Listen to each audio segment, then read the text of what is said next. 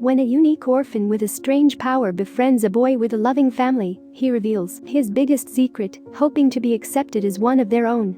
Soon, a tragic accident makes his dreams come true, but far from what he imagined. One night, in a carnival, a man asks to buy cotton candy from a stall. Despite saying he's already closing, the puzzled vendor heeds the request of the pleading man, who watches him spin the sugar confection in awe. After eating the cotton candy, the young man sneaks inside an orphanage in disarray, revealing his children's pajamas, and quietly returns to bed, transforming into a boy named Simon. Sometime later, the orphanage's director, Madame Gautran, greets a driver, saying the children are ready for their trip to town. While the orphans fool around the house, Simon smoothens his shirt, hoping to be adopted soon. However, Kevin, a bully, calls Simon ugly, so the educator scolds him. Later that day, the educator watches over the children at the town's festival as they hurriedly board a docked ship. Parting from the others, Simon climbs to the engine room and hides. Unexpectedly, a girl named Madeline stares at him from the other side when her brother, Thomas, enters from a hatch, sneaking cake and a bottle of wine for themselves. Thomas sees Simon looking at them, so he invites him over to share their food. After drinking some wine, Simon reveals he was left as a baby at the orphanage. As sympathy for the orphan's unfortunate life, Thomas claims he's allergic to potatoes and can't eat fries. Much later, Simon steals a plate of bread and hides underneath the table to eat with his new friends. Then, the trio hears the siblings' parents looking for them. Suddenly, strong hands grab Madeline from their hiding spot, followed by Thomas, who tries to escape. Despondently, Simon watches his friends laugh with their father, Jacques, and mother Agnes Durant, longing for a family himself. Days after, Madame Gautran calls Simon, informing him that Jacques' son wants to invite him over the weekend to their house. Thrilled, the orphan accepts the invitation and happily returns to his room. When the weekend arrives, Jacques fetches Simon and drives him to their house, where Thomas welcomes him eagerly. Then, the delighted orphan helps prepare the table and joins the family dinner. Later that night, Simon peeks through Madeline's door, watching Agnes help her daughter wear her nasal cannula to help her breathe. Seeing the lovely sight, the lonely orphan quietly retreats to Thomas's room.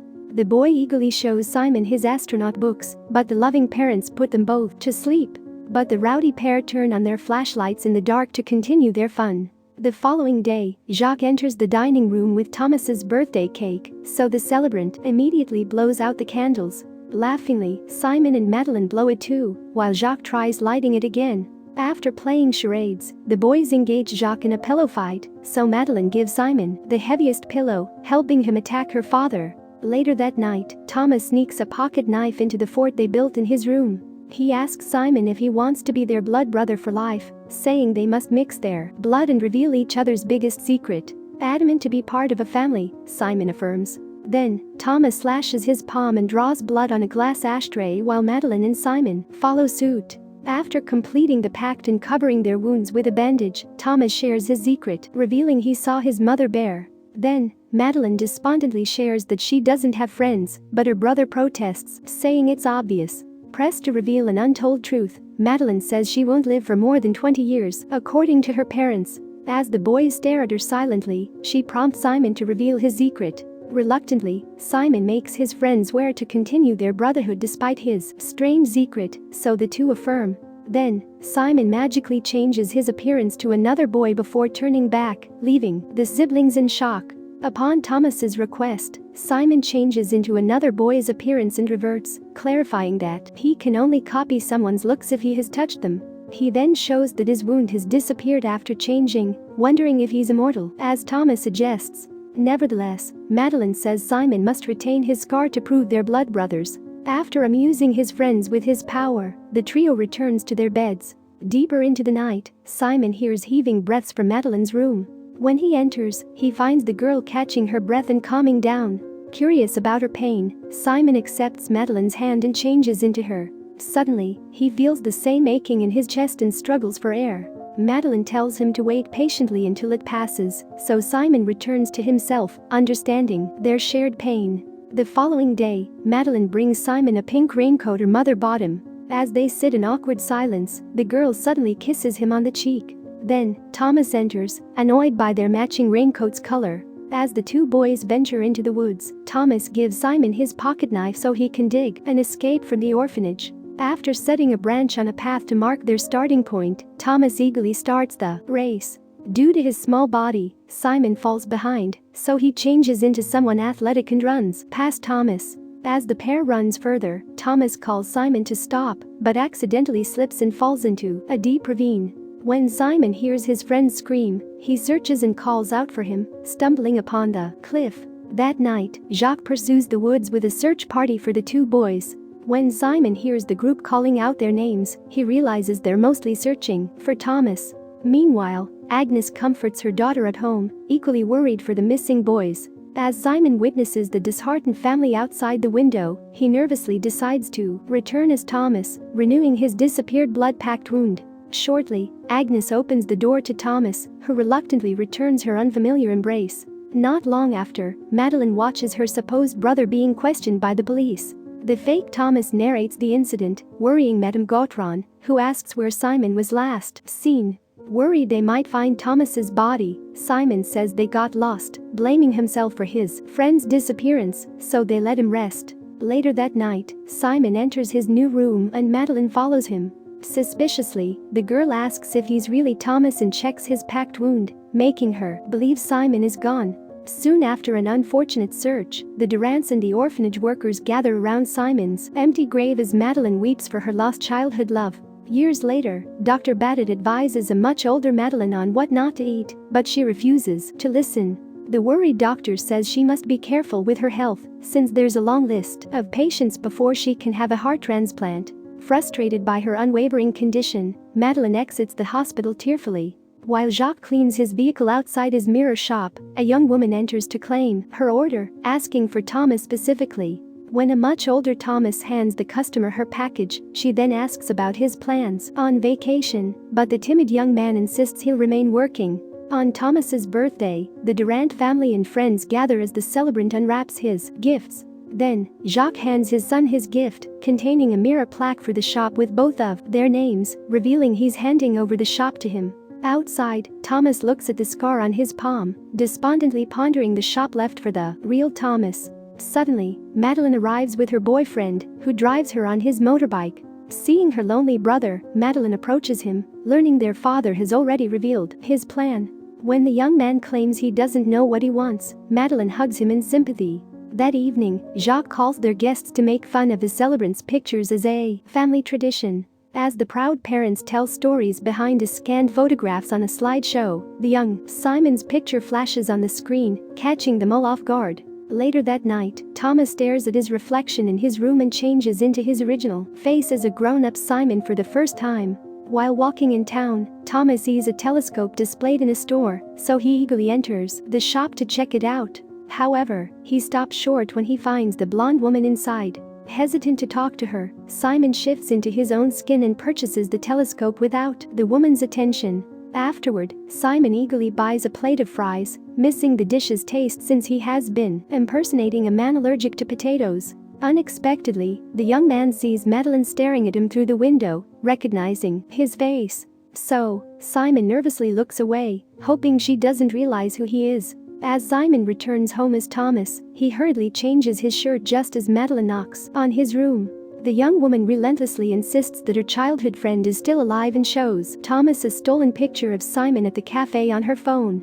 Unable to look at his photo, the fake Thomas refutes Madeleine's claims, saying Simon is dead. Unaware that she's talking to the real Simon, Madeleine walks out in frustration. The following day, Simon sees a missing people's poster with his picture from Madeleine, who hands passers-by similar flyers. Thinking of a way to stop Madeleine, Simon purchases new clothes as he reverts to his original form. Deliberately, Simon enters the cafe where he was seen, finding Madeleine inside, secretly waiting for him.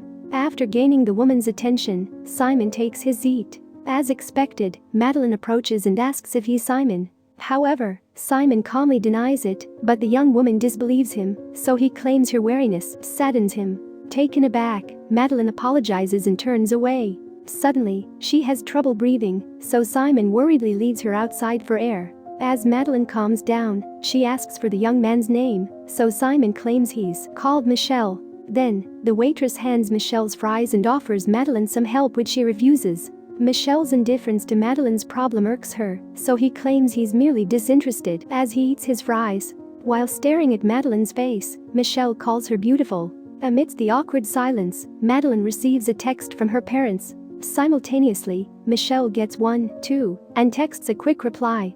Before the woman leaves, she writes her number on the paper plate, implying she's interested as well. At dinner, Thomas watches Madeline expecting a text from Michelle, unaware she's in the same room as him. To hide his identity, Thomas buys another phone for Michelle's use. Soon, the two meet for a date by the beach, where Madeline shows him her secret hideout in a nearby cavern. Enamored by the beautiful woman, Michelle kisses her, which Madeline passionately reciprocates. On their second date, Madeline leads Michelle to their house through the woods and into her room. Noticing her lover is unusually silent because of her intentions, Madeline reveals her days are numbered and kisses him, prompting an intimate afternoon. Afterward, Michelle hears the Durants arrive, so he hurriedly dresses up to leave, but Madeline insists on introducing him. Downstairs, Jacques and Agnes greet Michelle, unaware he's the same person they have lived with for the past years. However, the young man locks eyes with Jacques, who seems to recognize his face. One night, while lying in the woods around a bonfire, Madeline confesses to Thomas that she's madly in love with Michelle. Emotionally, she admits to wanting a long life beyond her illness, while Thomas stares at her emotionally. Then, Madeline realizes Thomas is looking at her the same way Michelle does, making her get up and return to bed. The following day, Madeline rummages through her brother's stuff, looking for the same shirt Michelle is wearing on the missing poster. At the cafe, Michelle calls and waits for Madeline, who suspiciously watches him from afar. When she doesn't show up, Michelle leaves to retrieve Thomas's clothes from a backpack he's hiding in the woods. Unbeknownst to Simon, Madeline witnesses how he changed from Michelle to Thomas, confirming her worst fear. Shortly after, Madeline confronts Thomas in his room, revealing she knows his secret and calls him Simon.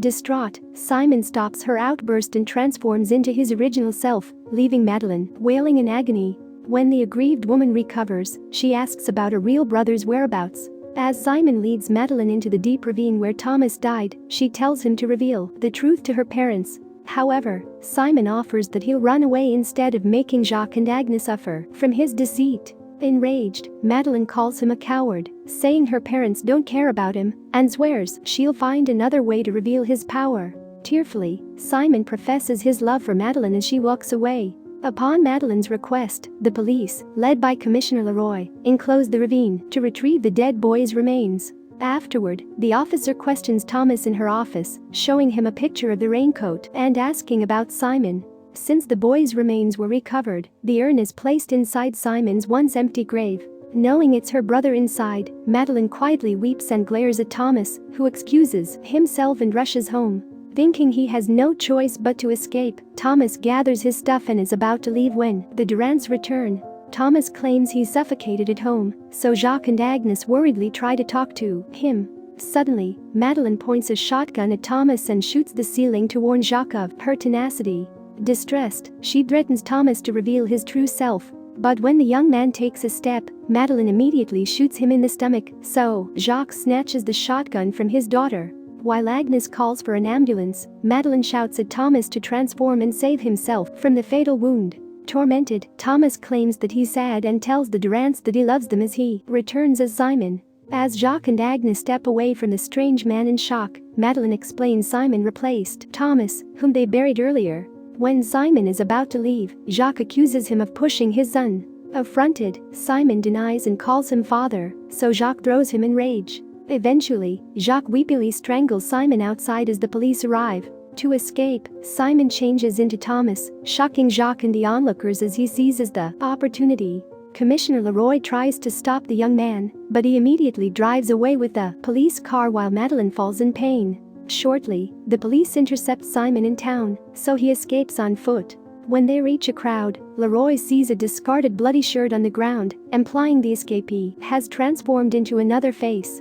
A month later, Madeline looks back at a police officer observing them from afar, assuming Simon follows them around. Suddenly, Madeline sees an old man staring at her in sorrow. Recognizing that he's Simon, she approaches him, but Agnes calls her back. As she returns to her mother, Madeline drops her cane and runs towards her lover in his original body, whom she kisses longingly, professing her love no matter who he is. Cautious of the police watching them, Madeline tells Simon to take her as they run away. However, Madeline falls behind and drops to the ground because of her worsening condition. As Agnes catches up, Simon fails to carry Madeline with his body, so he transforms into Jacques before the crowd and runs to the car. Arriving at the hospital, Dr. Badett hurriedly takes Madeline to the emergency room. Not long after, Commissioner Leroy's troop swarms the building to look for Simon, asking to check everyone's identity individually. While Simon waits for an update, the real Jacques arrives, informing Agnes about the police. Simultaneously, the young man changes into an old man, so Agnes tells her husband Simon helped her, insisting they must prioritize Madeline. When Dr. Badett returns, he informs the Durants that Madeline needs immediate surgery, but she's still listed for transplant. Unfortunately, Jacques' heart is unfit for his daughter, so the doctor advises them to bid their goodbyes while Simon silently sheds tears. Shortly, Simon sees officers approaching, so he leaves and takes a physician's face. Then, he steals some medication in the storage room and wears a coat. When Officer Dennis stops Simon to check his identity, the real physician sees him, so he runs to escape. While Dennis searches for Simon, Commissioner Leroy appears, demanding the stamp. Suspicious of the woman, Dennis radios the real Leroy, realizing in front of him is Simon. However, the convict knocks the officer unconscious, transforms into Dennis, and steals his stuff. Now wearing Leroy's face, Simon approaches the guards outside Madeline's room, granting her entry. She informs Jacques and Agnes that all exits are secured, implying he can't escape, asking for a moment alone with Madeline. Realizing that she's Simon, Agnes and Jacques exit the room, allowing him to reunite with their dying daughter. Shortly, the guards stand in shock before the real Leroy. When the officer barges into the room, she sees Simon lifeless while holding Madeline on the bed. After realizing that Simon killed himself with a substance, Leroy finds a note on his hand, asking them to save Madeline. To heed his final request, Simon and Madeline's body is prepared for a heart transplant. Soon after, the Durants grieve at the cemetery, where they rightfully place the urns of the two boys under their respective names, officially naming Simon Durant. As the media surround the controversial family, Madeline runs away, living her second life with her lover's heart.